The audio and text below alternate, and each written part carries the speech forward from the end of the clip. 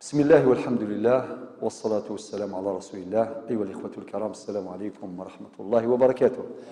هذا هو الدرس العاشر من دروس شرح متن ابن عاشر رحمه الله. اليوم نشرع في موضوع جديد وفي كتاب جديد، وهو كتاب الطهارة. كتاب الطهارة. ثبت عن النبي صلى الله عليه وسلم قوله: مفتاح الصلاة الطهور.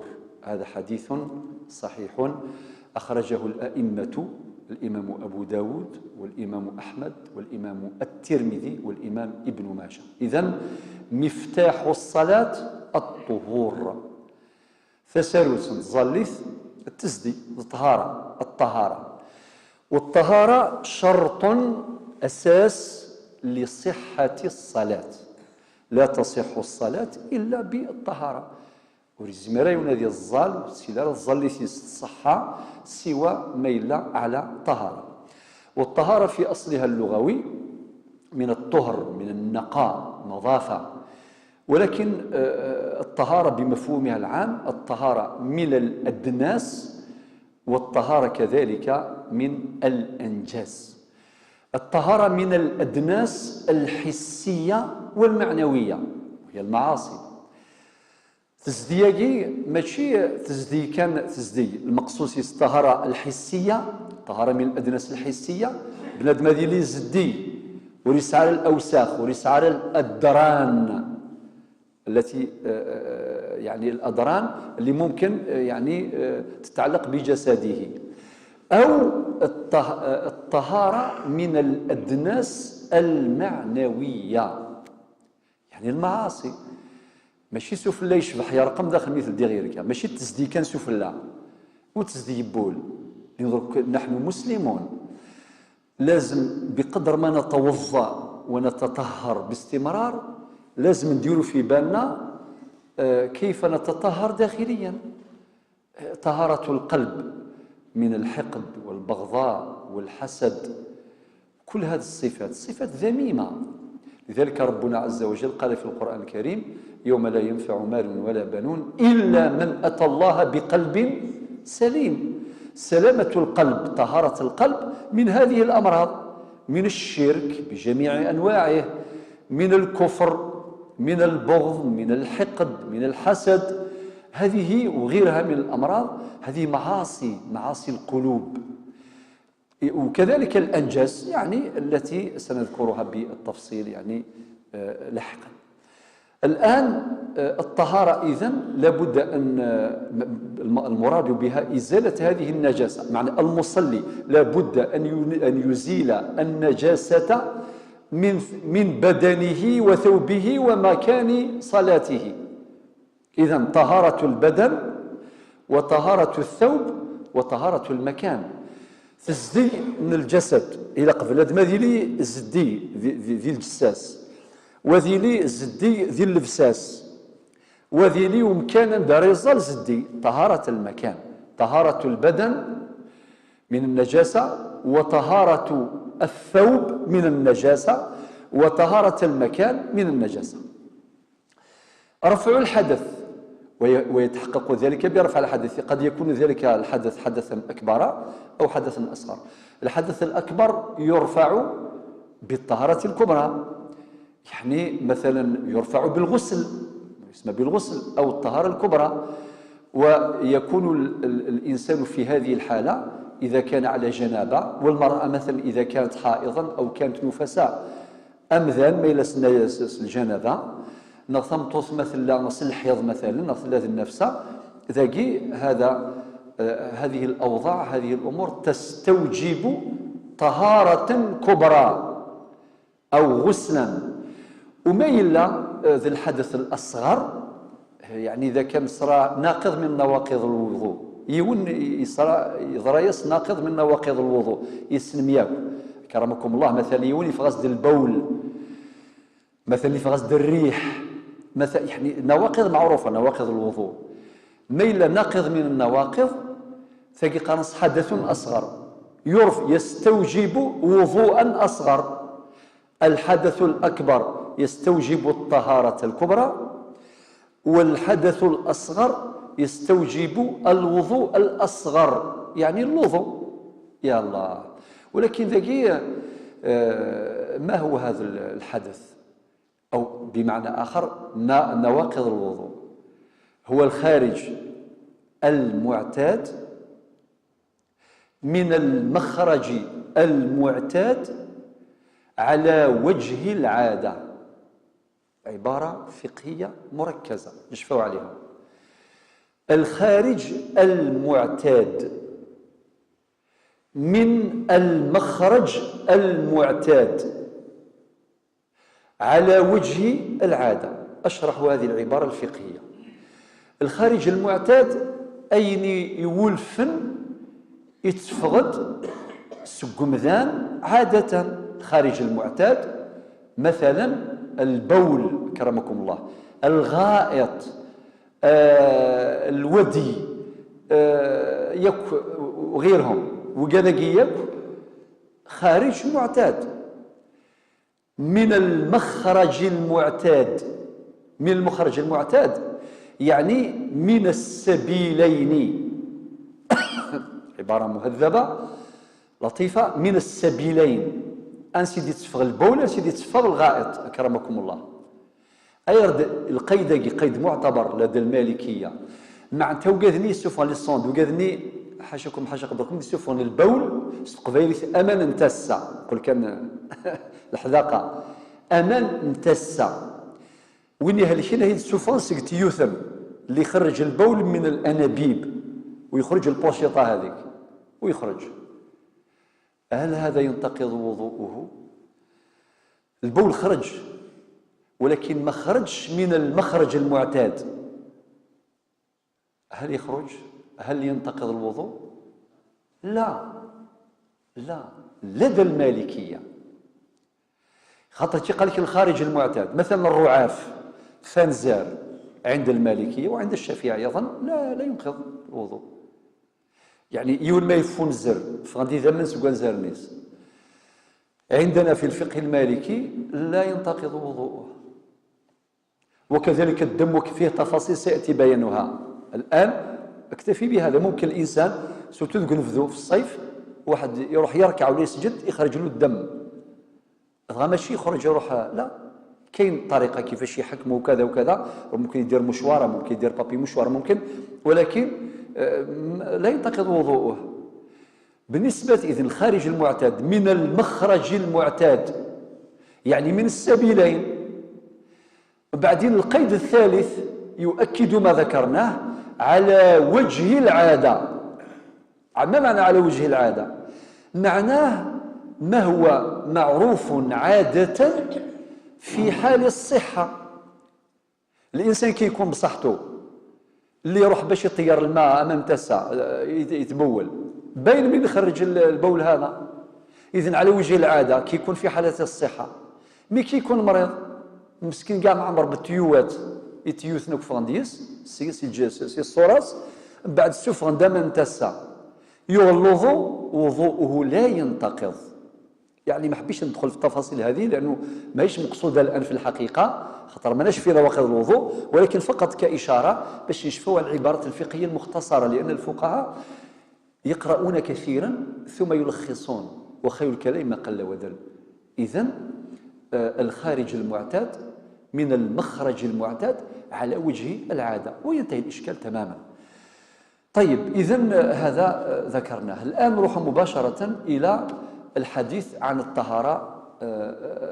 أنواع الطهارة. هناك طهارتان في الحقيقة طهارة مائية وطهارة ترابية.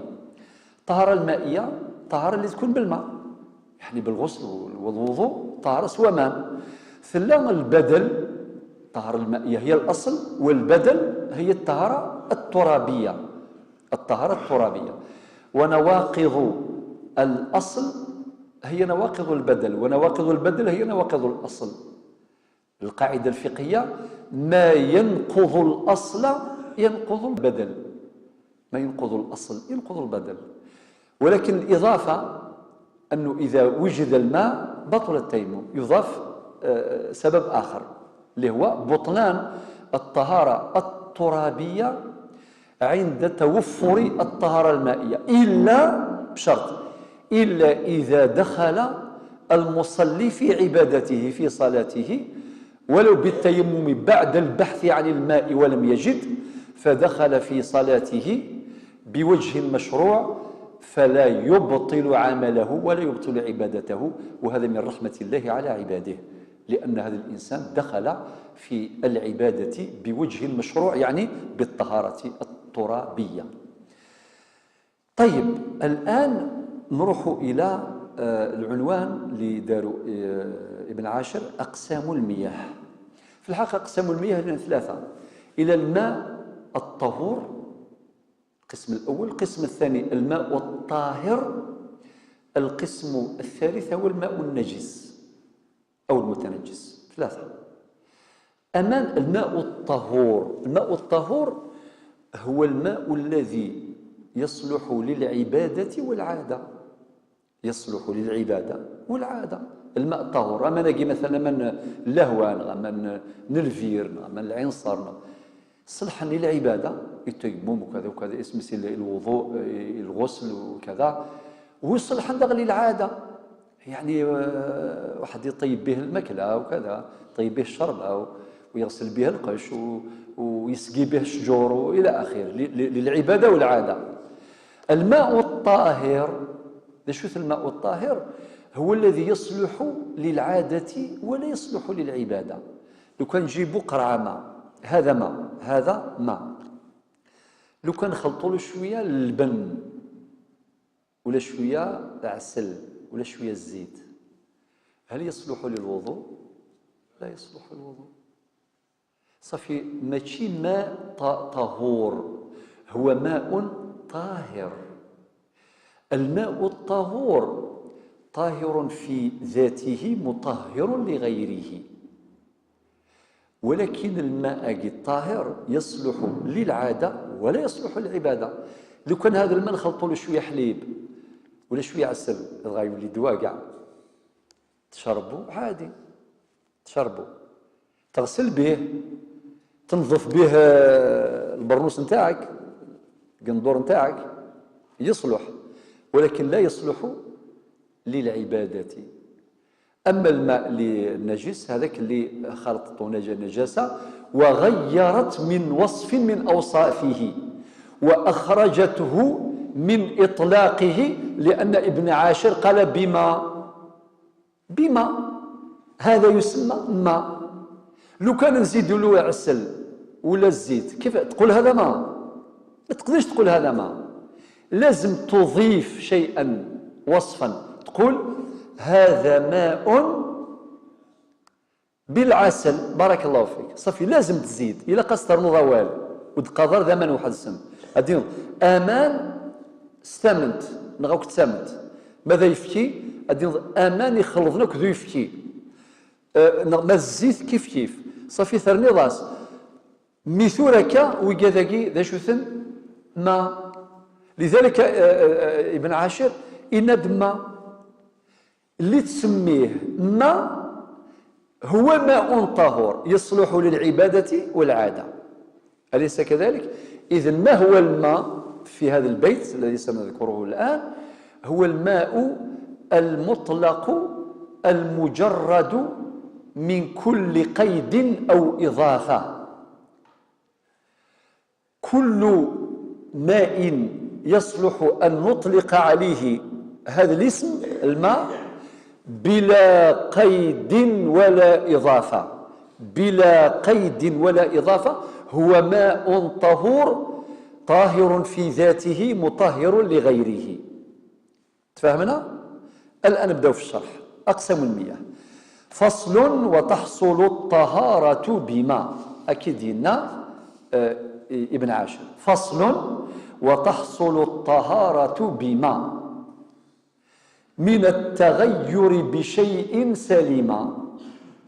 معناه سالم هذا الماء مطلق بلا قيد ولا إضافة، وسالم لم يتغير وصف من أوصافه، لم تتغير رائحته ولا لونه ولا طعمه ولا ذوقه.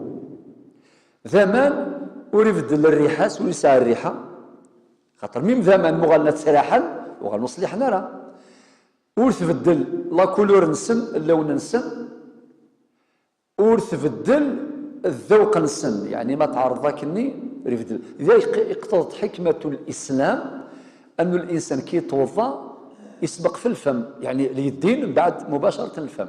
كل واحد يتوضا في الليل في الظلمة يجيبوا لك شكون هذاك العصير اللي مليح بزاف، يجيبوا لك عصير جو بلا ما نقولوا باش ما نديروش بيبليسيتي لاي واحد، يجيبوا لك ان جو ولا غازوز في الظلمه ما تشوفش، دير هاك غسلت يديك بالك ما تفيقش. مي كي ديروا هنا يفوت في البرميه باراج هنا يقول لك حبس وكيدير الغازوز وكيدير الجو صافي ما يصلحش. واذا كان ما فاقش بفمك يولي يدخل دوزيام باراج الانف الريحه، اذا كان توفا بيان خلاص كمل نورمال. مفهوم؟ هذا في الترتيب، هذه حكمه من الحكم والله اعلم. ربما طبعا الحكم هذه في العبادات لا نبحث عن الحكم، ادركناها او لم ندركها ليس شرطا، لكن هذا مجرد اجتهاد فقط. لذلك يا جماعه الخير وقذمان الماء فصل وتحصل الطهارة بماء من التغير بشيء سلم، معناه لم يتغير وصف من أوصافه، فهذا هو الماء المطلق. إذن ذا شوث الماء المطلق ذاك أدريني مزوارو مياه الأمطار يعني أمان اللهوة، مياه الآبار يعني أمان الفيور، مياه البحار أمان البحر، مياه الأنهار يسفن، مياه العيون العنصر وقياك كامل، ومياه كثيرة. يعني كل ما يصدق عليه وصف الماء بلا قيد ولا إضافة فهو ماء طهور. ميم أمان النذا ناس ديو بس في الحلقة يا جماعة الخير إمغار نزيك تفض دي فضيثة الدرس أذي روح هذي يغلظو فو أمذاغ هذاك اللي نتاع في الغابة يدير هاك عادي، ما كان لا الكاس لا الطاس لا والو. كيف هذا؟ يستوي إيه نعم ذن ذا. قل كان في اللحن عندهم هذا الفقه، قراوه خاطر سمعوا ابن عاشر وسمعوا شروح المشايخ الزمان يزرعوا السلام. أليس كذلك الصحابة؟ ذاك الصحابي اللي قال النبي صلى الله عليه وسلم سأله عن الوضوء بماء البحر قال هو الطهور ماؤه الحل ميتته. خطر السائل جينيس ونأخذ إن نركب البحر ونأخذ معنا شيء من الماء، نأخذ الماء يعني الماء القليل قليلا من الماء. وبعدين يسقسل النبي عليه الصلاة والسلام ما يجوز أن توضأ ومن البحر. كيف كان الجواب؟ هو الطهور ماؤه الحل ميتته. لو قال النبي صلى الله عليه وسلم للسائل نعم واش ممكن يحصل؟ كون يسقساه ممكن قال نأخذ قليل من الماء، قالوا إن نركب البحر يروحوا يصيدوا السمك يصيدوا الحوت. وبعدين لو قال النبي عليه الصلاة والسلام نعم، ما رأيكم ما تعليقكم؟ ما الفرق بين الإجابتين؟ الإجابة بنعم لأنه سأل سؤالا دقيقا قال له ما يجوز أن توضأ من البحر، أسيني نعم نغمي سينا الجواب الثاني بسينا هو الطهور ماؤه الحل ميتته. ما الفرق بين الإجابتين؟ ممكن الإخوة يتفضلوا. نعم الجواب الثاني كامل وشامل. صافي الجواب الأول أمشي عندي ينقص مقيد باش بقلة الماء. لو كان قال نعم ممكن نفهموا باللي يا اللي عنده شوية الماء غير هو اللي توضى من البحر. معنى في الحالات الأخرى لا معنى في الحالات الأخرى هذا فهم محتمل. خطر في الفقه كي نجيبوا النصوص في الكتاب والسنة لازم نجتهد في استيعاب جميع المرادات جميع الأفهام المحتملة، وهذا فهم محتمل. لو أجاب النبي عليه الصلاة والسلام بقوله نعم ممكن نفهم بأن هذا الجواب خاص لمن يركب البحر وأخذ معه قليلا من الماء فقط. أما الذي معه الكثير من الماء فلا يتوضأ بماء البحر، بل يتوضأ بالماء الطهور العادي الذي ذكرناه. وثم أمر آخر كي قال ونأخذ قليل من الماء، لماذا يأخذون قليل من الماء؟ السؤال لماذا اللي راحوا يصيدوا الحوت علاش خذوا قليل من الماء؟ لماذا؟ بارك الله فيك. لأنه هذاك ماشي سفينة كيما دروك، ماشي المراكب، هذيك سفينة هذيك مركبات صغيرة يديروها بالألواح يربطوها بالحبال، هي لا تحتمل الأثقال لو بوا، لا تحتمل، لذلك أخذوا معهم القليل من الماء. هذا معنى محتمل وارد. وكان معنى آخر، ربما الصحابة كانوا يعتقدون، الذين ركبوا البحر يعتقدون بأنهم يصطادون في أقرب مكان، ولكن طال بهم الحال، يعني ما لقاوش الحوت انت راحوا استمروا في الإبحار فابتعدوا عن الشاطئ، وجاء وقت الصلاة، فماذا يفعل؟ لذلك جاء هذا سبب من الأسباب، هذا سبب ورود هذا الحديث. بارك الله فيك. إذن نعود إلى المتن. فصل: وتحصل الطهارة بما من التغير بشيء سليما. وقيل البيت الأول فهمنا، لم يتغير وصف من أوصافه، لا في الرائحة لا في الذوق لا في الطعم لا في اللون. ثم قال: إذا تغير بنجس طرح. إذن النوع الأول، القسم الأول من المياه الماء الطهور كملناه. القسم الثاني هو الماء النجس. إذا تنجس الماء فتغير وصف من أوصافه، يغرد الماء نجس تشمس نجسة ذاكي أشو دينا ابن عاشر: إذا تغير بنجس طرح، معناتها يرمى، طرح معناه يرمى، فلا يصلح لا للعبادة ولا للعادة. ماشي الماء النجس نعطيه للقط، نعطيه للبعير، نعطيه للبقرة، نعطيه للمعزة، لا أرميه لأنه ماء نجس، أرميه هكذا في التراب. إذا تغير بنجس طرح فلا يصلح للعبادة ولا يصلح للعادة. وبعدين: أو طاهر لعادة قد صلح، أو طاهر لعادة قد صلح. فجاء بالقسم الثالث وهو الماء الطاهر الذي يصلح للعادة ولا يصلح للعبادة، كما قلنا كالماء الذي اختلط به زيت أو حليب أو يعني أشياء مباحات، فقي ماء طاهر يصلح باش تسقي به الشجرة. واحد عنده بيدون بالتية نتاع الماء ومخلط مع الزيت، واش دير بها؟ ترميه هكذا بلا فايدة؟ لا، ممكن ترميها للشجرة، ممكن يشربوا الحيوان، ممكن تشربوا انت إذا كان ما تحتمله.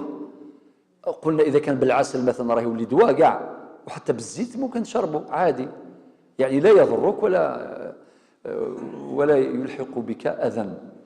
إذن أو طاهر لعادة قد صالح.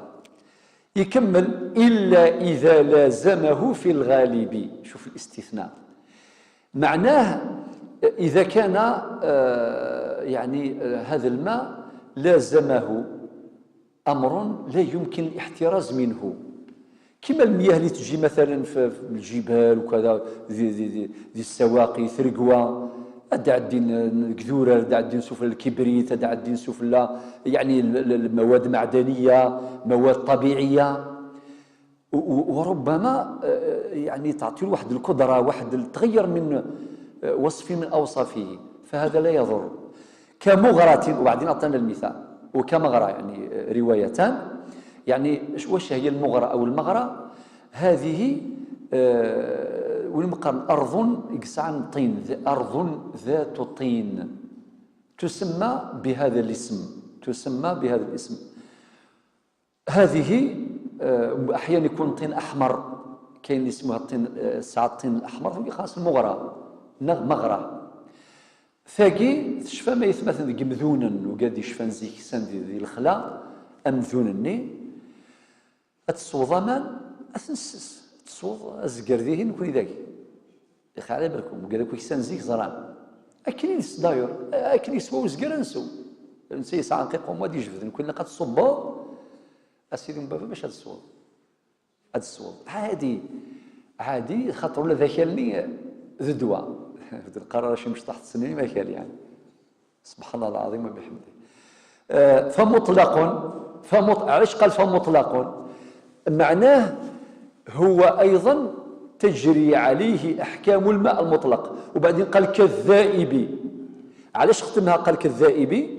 معناتها ماء الجليد مثلا، او ماء الثلج المتجمد، الماء الثلج، او ماء البرد، امان بفروري نغمان بذفل وكذاكي ثمن يصلحن قال لك فمطلق كالذائب، معناه هذا الماء كان جامدا كالجليد مثلا او كالبرد او كالثلج ثم ذاب، فهذا مطلق حكمه حكم الماء المطلق، اذن فهو ماء طهور. وقيل الابيات الاولى للامام ابن عاشر رحمه الله. ثم يذهب الى عنوان اخر دائما في كتاب الطهاره، فرائض الوضوء. فرائض الوضوء 7، حتى العنوان يقول لك فرائض الوضوء 7، سبعة. طيب نقرأ الأبيات ثم نفصلها ونرتبها. فصل: فرائض الوضوء 7. إذن يفقنا غير باللي الفرائض الوضوء لن 7 وهي تمزورث دلكن. طبعا الأصل البداية بالنية، ولكن في التقديم والتأخير مسموح به في هذه المتون عادي. لذلك نقرأ هذه الأبيات كلها وبعدين نشرحها مفصلة إن شاء الله تعالى. دلكن وفور يعني الفورية، يعني الموالاة، المقصود بها الموالاة. النية خدمت المرتبة الثالثة، يعني الفرض الثالث، والنية تكون في الابتداء، في بدئه، ولكن عوض ذلك مباشرة. سبحان الله، شوف الذكاء، خاطر انت كي تسمع دلك وفور كيفاش يذكر الدلك ويذكر الفورية. لا يمكن الدلك يجي معنى إمرار اليد بشكل خفيف بلا تشدد ولا تكرار، درءا لكل وسوسة، والفقه من أسباب العلاج، بل هي من الأسباب الوقائية، والوقاية خير من العلاج. انت رجع ديني النية مزواروث، ولكن سواش قال في نهاية البيت قال نية في بدئه، خلاص فهو فقيه يعني يحرج، والفقه مع الفطنة معنا ماشي هكذا. وبعدين ينوي رفع حدث أو مفترض، يعني أمر مفترض يعني فرض، أو استباحة لممنوع عرض. المقصود استباحة مثلا واحد باش يروح يدير طواف يخسر يصل الوضوء، يقيم يزول العصر، نغزول المغرب، نغزول العشاء ذي الحرم المكي، بعدين يبغى يخدم الطواف. فاش يخدم؟ إلا قد يخدم يتوضا، لابد أن يتوضا ولو لأداء الطواف، ماشي للصلاة، حتى للطواف، أو لأمر آخر مثلا مص المصحف، يبغى يقرأ في المصحف يروح يتوضا ويقرأ في المصحف، لأنه لابد أن يكون على طهارة كاملة. وبعدين وغسل وجه، غسله اليدين، وبعدين ومسح رأس، بديوض الرأس يد المسح ودينا الغسل، غسله الرجلين، والرجل أيضا يتغسلوا، وبعدين والفرض عن مجمع الأذنين، والأذنين من الرأس، والمرفقين عام، والكعبين. معناه الإنسان كي يغسل يدين لازم المرفقين إلى المرفقين، معناه إلى غاية، معناه المرفقان يدخلان في العضو المغسول. وكذلك بالنسبة للكعبين، بمعنى واحد كي يغسل رجليه ما ينساش العظمين البارزين، يعني اللي هما في الرجل. خلي أصابع اليدين وشعر وشعر وجه إذا من تحته الجلد ظهر. كل هذا سيأتي بيانه مفصلا الآن إن شاء الله تعالى. أبدأ بالنية في الترتيب. النية أولا رب سبحانه ذكر فرائض الوضوء في سورة المائدة في الآيتين الخامسة والسادسة. دي ثلاث الآيات يدي رب سبحانه فرائض الوضوء سورة المائدة الآية 5 الآية 6. النية، والنية إذن هي فرض تجب في الابتداء كما قال ابن عاشر في بدئه، معناه من المثل صاغ الوضوء أتنويض ما كان ما تنفض الوضوء يعني كاد مكثر النية. النية إذا نسات إذا الفرض، والنية محلها القلب كما تعلمون. هذه كلها مسائل معروفة ولكن لابد أن نؤكد عليها. النية محلها القلب، ويجوز التحدث بها أو التكلم بها، يجوز، ممكن الإنسان يقولها، ولكن خلاف الأولى. الأولى ترك النطق بها، أي غير خطر ثقي مدعاة للشك والوسوسة. بمعنى يون مرة يقصد أذيغ الوضوء، القصد يكفي، النية محلها القلب، والنبي عليه الصلاة والسلام يناد إنما الأعمال بالنيات وإنما لكل امرئ ما نوى. خطر شو ثنوات؟ ثنوات سيدو ذميك الوضوء العبادة ما تسرد في مانيك هكا ما إلا ذاك الغسل كيف ثنوات الغسل طهارة الكبرى لا ثنوات لا دوش تخدم السبور تخدم سوقافاش تكستيفيا تدوشض صافي مخلف. والنية من مقاصدها الجزم والتمييز. الجزم الحسم بمعنى ولا قال الشك ان كاين اللي يرفض النية يتوضا وبعدين يقول لا هذا ماشي هذا الوضوء كما كان داير نظام هذه وقت يخربك لا ابارسي بدلغ لا النية الا قالت لي جازمة مرافقة لك إلى نهاية العبادة أتقيم النية الاثنين ذيك. ومن مقاصدها التمييز. ما معناه؟ تميز بين العبادات كدينا الوضوء والغسل وكذا، هذه كلها الغسل تقصد كان السر كان يمانيك وحدث لا دوش، ماذا الغسل لا وحدث طال الكبرى، ماذا الوضوء أجي تصلي وحدث، متى ذني كان نورمال وحدث. هذيك كريم الصباح يسير ذميس يكرد الظل الفجر صلى الوضوء من بعد يعاود يطس يكرد في 8 انا في 9 مشى يخدم اذا يسير ذميس صافي ماشي الوضوء صافي تميز الظل طرق العصر تلاقي الساعه 4 تلاقي الساعه 4 امشي تميز ديال وقتها سنيه هكذا. الظل رمضان الظل سيام شوال وين يلزم نساق الله يبارك الاثنين يلزم النافله الا واحد يلزم الساقيمي ماشي النافله يلزم القضاء صايمين فهمت وهكذا. لذلك استباحة المنع والحد خلاص يكفي هذا. النبي عليه الصلاة والسلام قال الطهور شطر الإيمان.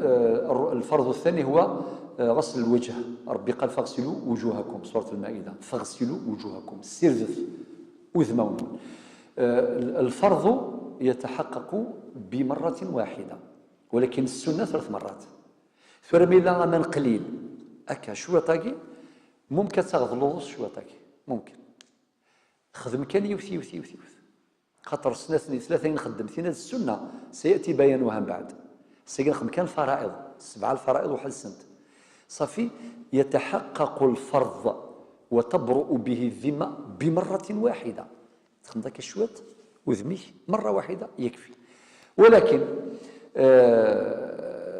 الحد الوجه أنسي سمنابت الشعر شعر الرأس إلى غاية منتهى الذقن ونسى عن اللحية إلى نهاية اللحية ينس. بمعنى منبت الشعر المعتاد لازم تزيد له هذا المعتاد خاطر ما يليون أصلع الشعر يسعى السيادة سون ولا قال ديباسي لا ليميت ساقي. لذلك القاعدة هناك من منبت الشعر المعتاد معنى حتى اللي ما عندوش شعر لازم يغسل غير وجهه ما يلزمش يروح للراس لا ليميت كان لا فرونتيير لازم يعني يتقيد بها إلى منتهى الذقن، يعني من الفوق من التحت. هذا بالنسبة للطول. والعرض من الأذن إلى الأذن، السياغ هذا سي الأذن غير الأذن وكيف كذا الوجه، هذا هو الوجه.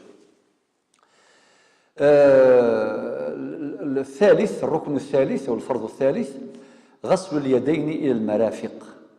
ربي قال وأيديكم إلى المرافق، الآية واضحة، معنى إدخال المرفقين في الغسل، يتغسلوا إلى قف كذاكي، يعني أذير الترضى المادة غسلت سادك شوية، ولكن المبالغة الغلو إلى تفضيل السير ثيتسيس هذه يوضى المادة خاطئ. انت بالنسبة إليه الحرص، يعني باش يبعد كذا الشك، ولكن في كوال ذين ديك الشك صافي، هذيك الشم كان مرفقين ذاك. النبي في حديث أبي هريرة أنه توضأ، يعني يغلظ وزن الصحابة، ثم غسل يده اليمنى ثم إلى آخره حتى المي يوض يخدمك الوضوء كامل. أشو دينا هكذا رأيت رسول الله صلى الله عليه وسلم يتوضأ. واليوم ديت مثلا كي تسمعوا في حديث رأيت، معناه رأيت معنى ولا، هذا مما يرى. وجميع العبادات ترى، مادام ترى إذن رآها الصحابة، والصحابة نقلوها لنا كما نقلوا السنن القولية نقلوا السنن العملية. إلا كنسعوا شوية المنطق لا لوجيك، كنسعوا لا غيفهم تمثال باللي ما نفاد يوث طريقة تخدم يرن سلما في عموم الأمة، فهي وصلت إلينا عن طريق التواتر، والتواتر يفيد القطع واليقين. جامين ولا يوني تغلظ ولا مادة جام كاش نهار شفنا إمام ولا شفنا واحد يعرف محال، ولا يغسل رجليه حتى للركبتين، لا حتى الكوعين نعم، وقد يطلع شوية معقول، ولكن ماشي ما تيشريث، ماشي دويش ماشي خاطئ. وكذلك في الصلاة نسوي الغاشي تزالناك الغاشي تزالناك يا خاك، خاطر من ذاك تصل الاوضاع قال ماشي كان يوث ذا نسوي الغاشي تزالناك بالسدل. اذا كل هذا ورد، ولكن ما راينا ولا را يونيز لك يديه اللور، ما راينا يونيز لك، أليس كذلك؟ ممكن تشوفوا إمام كيرفع يديه كيوصلك الله أكبر يوصل كي يقول لك مبارك الله أكبر، هذه وردت وهذه وردت. إذا باش نكونوا كنا لا سوبلاس ميم ذي القانون قارن لا توليرونس، يعني ثقي كاين لي مارجاكي يعني مسموحة كاين شحال متر السياغ ذيهين يولديني 20 متر يولديني 20 ضمن النص ثقي مقبولة ميم ذي الاكسبيرتيز ميم ذي الأمور الخبرة مقبولة، بمثل لا بزاف ديالنا غير مقبولة، أليس كذلك؟ معناتها لازم يكون عندنا هذه الأمور. الدقة هذه لا يمكن أن تتحقق في كل شيء، تتحقق في أمور ولا تتحقق في أمور. القبلة يلا جيب لي برك القبلة مباشرة، لا يمكن، ولكن تكفي الجو. موضوع القبلة يحتاج إلى شرح مطول، وين اللي نزدت ذي مكة، وين اللي نزدت الكعبة، وين اللي ذا نغدا النظام، أليس كذلك؟ لذلك لا نثير فتنا كتفضها ويقول لك هذا المسجد ما راحش القبلة وبعدين يا حسرة، ولي باش نروحوا نصليو ونلقاو روحنا فيه مشاكل نتاع.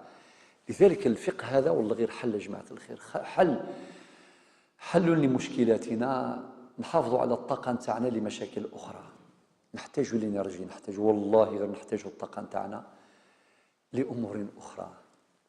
لو كان عندنا كاع 800 سنة 900 سنة يلا نديروا 100 سنة نتاع المشاكل هذه، 100 سنة نبردوا قلوبنا في هذه الأمور، ان سيكل، و600 سنة نخدموا فيها حضارة ونبنيو فيها ونديروا عبادتنا. وشوفوا الفروض الكفائية، قلت لكم المرة اللي فاتت كان فروض العين شرحناها، وفروض الكفاية. فروض الكفاية ماشي غير في صلاة الجنازة، هذه نعرفوها. يموت إنسان صلى عليه واحد ولا زوج ولا أربعة ولا خلاص، إذا قام بها بفرض الكفاية بعض المسلمين سقط الإثم عن الباقين. إذا جاء واحد قال السلام عليكم ما نردوش كاع السلام عليكم، إذا رد واحد يكفي، لسنا آثمين. هذا فرض كفاية. وفرض الكفاية الأخرى في الطب، في الفلك، في البيولوجيا، في الجيولوجيا، في ذي التجارة، ذي البنوك، ذيك يا حسرة يا حسرة يا حسرة. ماشي ديوث، ماشي ديوث، ماشي 10، ماشي 100، ماشي 200، ماشي طاسي غير رجل. لذلك لابد هذه طاقة، هذه أعمار لازم نصرفوها في هذه الأمور. أما هذه الأمور العبادة وكذا الحمد لله كاين فقه وكاين كتب وكذا، الله يبارك فيك. أنت اقتنعت بطريقة الله يعينك، ما كاينش هناك حرج تساويه الطريق كاين ربي. ماشي دغا أنت تحول إلى مرجع أو تحول نفسك يعني ظلما وعدوانا وبكل صور الشطط إلى مرجع يقاس عليه وأنت لست كذلك. هذا لم يدعيه كبار عقول الأمة، ما قالوش. ولكن كيف في الرعاف اللي ذكرناه قبيله كان الإمام يجي نهار نحكيو عليه الذي كان يرى في الرعاف يعني ناقض من نواقض الوضوء، لكن صلى في القبر نتاعو برك قريب القبر نتاعو احتراما له كذا كذا، دار القنوت في القنوت. وكذلك صلى من يخالفه في الفقه في الرأي الفقهي ولكن بدون حرج. هذه عندنا نماذج ناجحة جدا. لذلك علماؤنا كي تسمعوا مثلا يجي الإمام الشافعي يقول إذا ذكر العلماء فمالك النجم، ما يعنيش بلي ما خالفوش. الشافعي خالف الإمام مالك والإمام مالك خالف الشافعي في مسائل كثيرة مخلفة، ولكن هذا لا ينقص من الود قضية. يعني لا لم ينتقل الخلاف من دائرة العقل إلى دائرة القلب. والشافعي أيضا جاء من يذكره بخير وهو الإمام أحمد اللي قال كان الشافعي كالشمس للدنيا وكالعافية للناس وهل لهما من عوض. اسمي سينا ميسا شو الشافعي زرا شو الشافعي الناس الشافعي قالت ذوا كان الشافعي كالشمس للدنيا وكالعافية للناس. شوف الأقدار، شوف إلى آخره، وسلكوا أمورهم ما شاء الله. يلا ثورة دنوغل. إذن قلت الثالث، الفرض الثالث هو غسل اليدين إلى المرافق. وذكرنا حديث أبي هريرة حيث قال بعد ما توضأ قال هكذا رأيت رسول الله صلى الله عليه وسلم يتوضأ.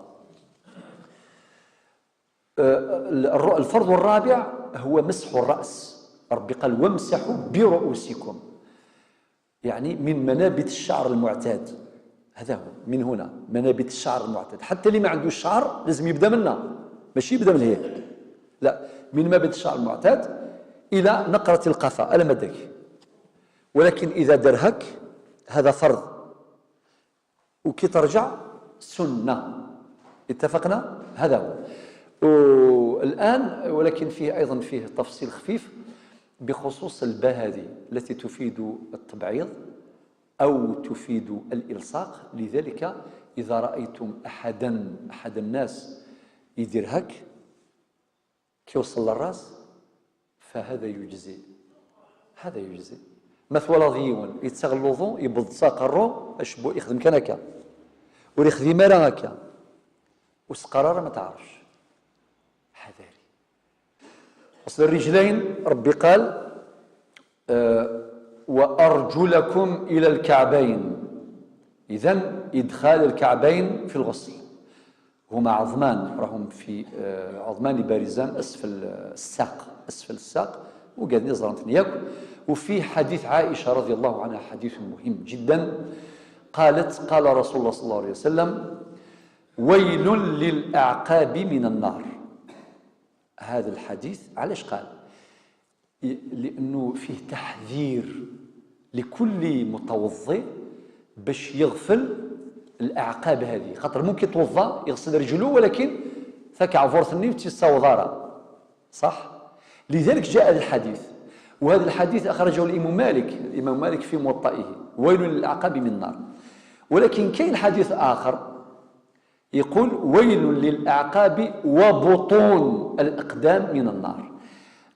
علاه ويل للأعقاب؟ شوف نجيبوا حديثين، لو كان نجيبوا حديث عائشة وحدث حديث النبي صلى الله عليه وسلم قاله في مناسبة، ولكن كاين في موضع آخر قال ويل للأعقاب وبطون الأقدام من النار. الحديث أخرجه الإمام الترمذي. على خطر موضعان محل غفلة بعض الناس، ممكن الإنسان الذي يغفل خطر باش يسقرن البطون استقباليت بطون الأقدام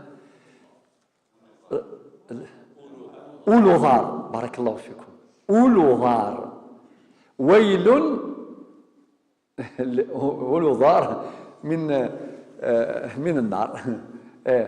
يعني خاطر الانسان ممكن يغفل، وخاصه الانسان ما يقدرش يوصل يدوه هكذا.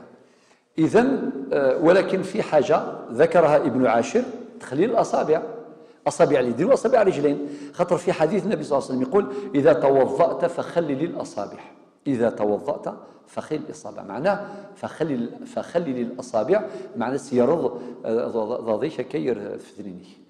الفرض السادس اللي هو الدلك.